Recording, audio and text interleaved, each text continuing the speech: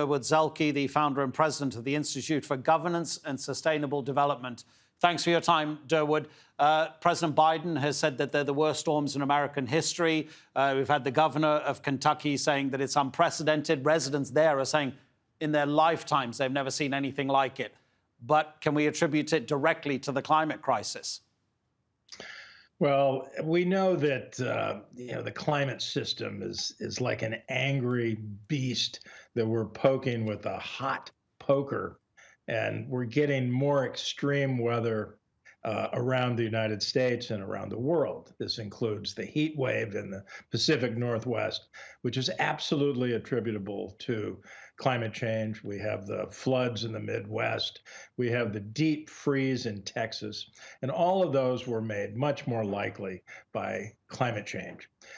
As for the tornadoes, the science is less clear. But again, the chaotic weather system that we're getting when we put this amount of extra heat into the system is typical of something like this. And we will see more and more extreme weather events around the world as we continue to put climate pollution into the system and continue to warm the entire climate. Yeah, I mean, when you look at the timeline, I don't know, maybe the past 50 years, how much are extreme weather events increasing in the U.S.? Well, they're absolutely increasing. I mean, and hurricanes are another part. So, again, when you warm up the ocean, you put more heat into the hurricanes. And so we're absolutely clear about that. And we've seen devastating hurricanes the last decade. And again, what we're seeing today is the preview of tomorrow.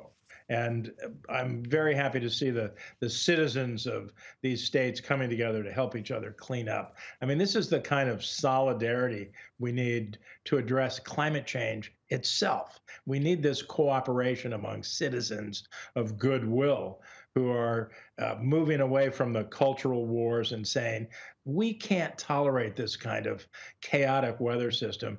Let's all get together and support good climate policy because we know it's going to save us in the future.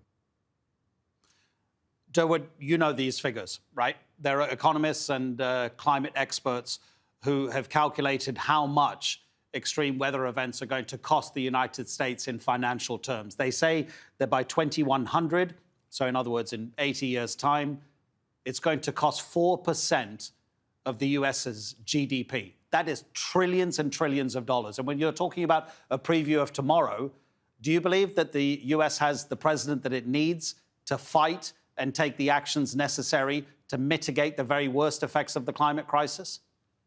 Well, first of all, those estimates of the future cost are woefully underappreciating what's going to happen. Climate chaos is going to cost a lot more money. I think it's impossible to calculate the financial cost.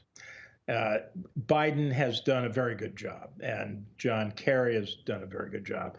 They have helped redefine climate architecture in the United States and globally by doing the following. First, they've said, we have to limit warming to no more than 1.5 degrees, and we're already at 1.2 degrees Celsius. So we got to slam on the brakes right now. Second, they've said we need to make this the decade of action to 2030. It's not enough to say we'll be carbon neutral at 2050. This is the moment for action. We have to win this sprint to stay in the race long enough to get to the marathon of 2050. And then they've also said we have to do not only carbon dioxide, but we have to do the non-carbon dioxide pollutants. That includes primarily right now methane. Cutting methane is the single biggest and fastest way to slow these future disasters. And this is something that the Biden administration has been very aggressive on, including the global methane pledge that they put together with the European Commission for Glasgow. And then finally, what they've done is President Biden has hosted 2 meetings with heads of state in the Major Economies Forum. And that is also essential, putting climate change at the head of state level. This is about national security. It's about economic security. I mean, indeed, it's about protecting civilization. Durwood, you know, the nature of your work means that you're always talking to us about extremely serious issues. And without wishing to diminish your contribution over the last few minutes, I just want to get a little bit of levity here, OK? Because our news bulletins are full of death and destruction. We've been enjoying your dog in the background while listening to you. Tell us your dog's name.